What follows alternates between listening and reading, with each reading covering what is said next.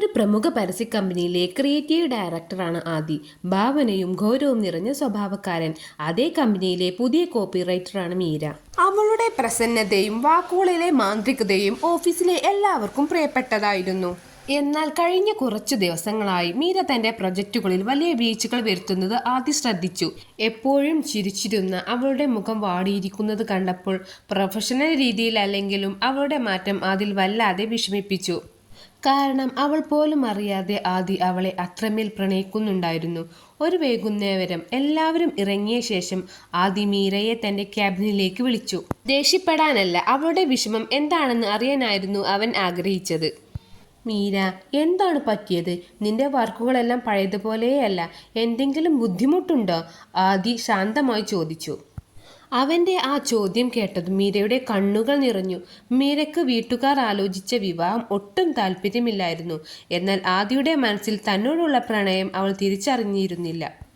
തനിക്ക് വീട്ടുകാർ നിശ്ചയിച്ച വിവാഹത്തിൽ നിന്നും എങ്ങനെയെങ്കിലും രക്ഷപ്പെടാൻ അവൾ ഒരു വഴി കണ്ടെത്തി. തനിക്ക് മറ്റൊരാളോട് തീവ്രമായൊരു പ്രണയമുണ്ടെന്ന് പറഞ്ഞ് അവൾ ആദിയെ തെറ്റിദ്ധരിപ്പിച്ചു. എനിക്ക് ഈ വിവാഹത്തിന് ഒട്ടും താല്പര്യമില്ല സാർ.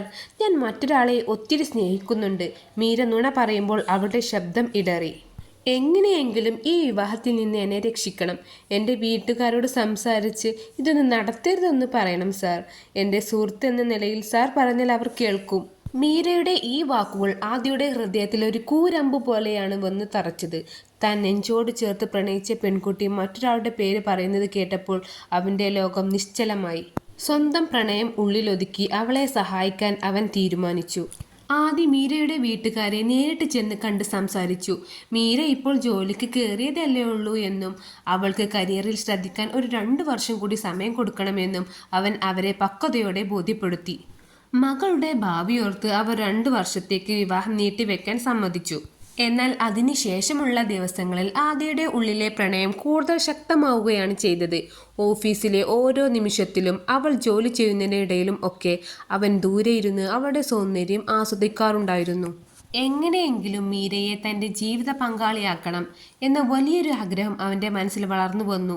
എന്നാൽ അവൾ പറഞ്ഞ ആ കാമുകൻ ആരാണെന്ന ചോദ്യം അവനെ വല്ലാതെ അസ്വസ്ഥനാക്കി. മീരയുടെ ഓഫീസിലെ കൂട്ടുകാരികളിലൂടെയും സോഷ്യൽ മീഡിയയിലൂടെയും ഒക്കെ ആദ്യ രഹസ്യമായി അന്വേഷണം നടത്തി. പക്ഷേ എത്രയൊക്കെ ശ്രമിച്ചിട്ടും മീരയുടെ ജീവിതത്തിലെ അങ്ങനെയൊരു കാമുകൻ ഉള്ളതായി ഒരു സൂചന പോലും അവന് കണ്ടെത്താൻ കഴിഞ്ഞില്ല. അതേസമയം ഓഫീസിലെ തിരക്കുകൾക്കിടയിലും ആദി തന്നെ രഹസ്യമായി നോക്കുന്നതും തൻ്റെ ഓരോ കൊച്ചു കാര്യങ്ങളിൽ പോലും അവൻ കാണിക്കുന്ന കരുതലും മീര പതിയെ തിരിച്ചറിയാൻ തുടങ്ങി. ആ നോട്ടത്തിലും കരുതലിനും പിന്നിൽ തന്നോടുള്ള അഗാധമായ പ്രണയമാണെന്ന് അവൾക്ക് മനസ്സിലായി. അവൻ അടുത്തുണ്ടാകുമ്പോൾ അവൾക്ക് പ്രത്യേകമായൊരു സുരക്ഷിതത്വവും സന്തോഷവും തോന്നി.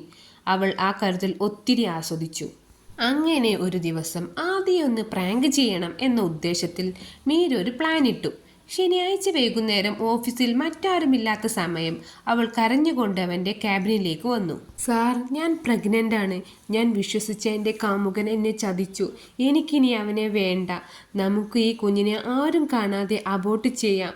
സാർ, എൻ്റെ കൂടെ ഹോസ്പിറ്റലിൽ ഒന്ന് വരാമോ? അവൾ ആദിയോട് ചോദിച്ചു. മീരയുടെ ഈ വാക്കുകൾ കേട്ടതും ആദിയുടെ തലയിൽ ഒരു ഇടിത്തി വെട്ടിയതുപോലെ അവന് തോന്നി. താൻ ജീവന് തുല്യം പ്രണയിക്കുന്ന പെൺകുട്ടി നേരിടുന്ന ഈ വലിയ പ്രതിസന്ധി അവൻ്റെ ഹൃദയത്തെ തകർത്തു കളഞ്ഞു.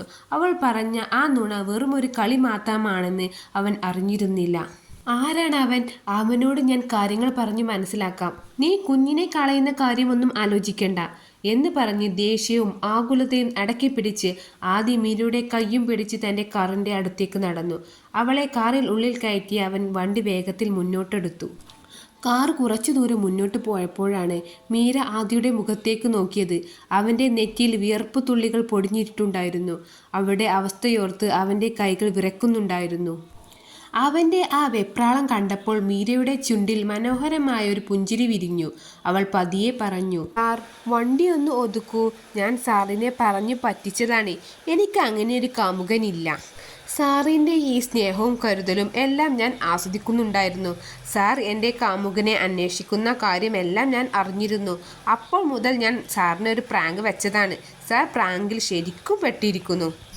അവൾ ചിരിയോടെ സത്യം തുറന്നു പറഞ്ഞപ്പോഴാണ് ആദിയുടെ നെഞ്ചിൽ നിന്നും ഒരു വലിയ ഭാരം ഇറങ്ങിപ്പോയത്. അവൻ്റെ ശ്വാസം നേരെ വീണു.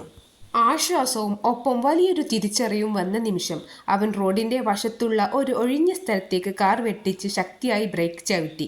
വണ്ടി പെട്ടെന്ന് നിന്നതും അവൻ സ്റ്റിയറിംഗിലേക്ക് തല ചായ്ച്ചു കിടന്നു. എങ്കിലും ആ സമയത്ത് അവൻ തന്റെ ദേഷ്യം പിടിച്ചു നിർത്താനായില്ല. ഇത്രയും വലിയ കള്ളം പറഞ്ഞ ഒരാളെ പറ്റിക്കാൻ കഴിയില്ലെന്നും ഇത്തരം കാര്യങ്ങൾ വെച്ച് ആരോടും തമാശ കളിക്കരുതെന്നും അവൻ ദേഷ്യത്തിൽ അവളോട് പറഞ്ഞു.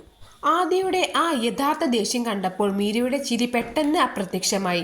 അവളുടെ കണ്ണുകൾ നിറഞ്ഞ് അവൾ പതിയെ ആദിയുടെ വിറയ്ക്കുന്ന കൈകൾ കോർത്തി പിടിച്ചു. സാർ, സോറി, ഞാൻ അറിഞ്ഞുകൊണ്ട് ചെയ്തതല്ല.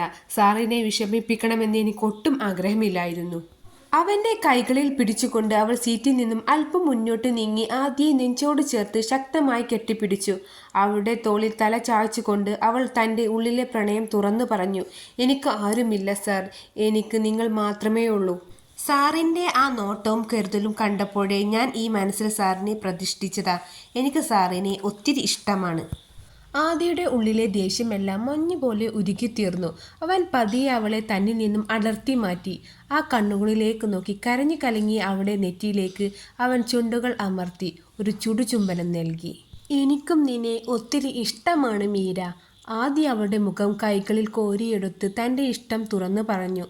നിന്നെ നഷ്ടപ്പെടുമോ എന്ന് വിചാരിച്ച നിമിഷം എൻ്റെ ജീവൻ പോകുന്നത് പോലെയാണ് എനിക്ക് തോന്നിയത്.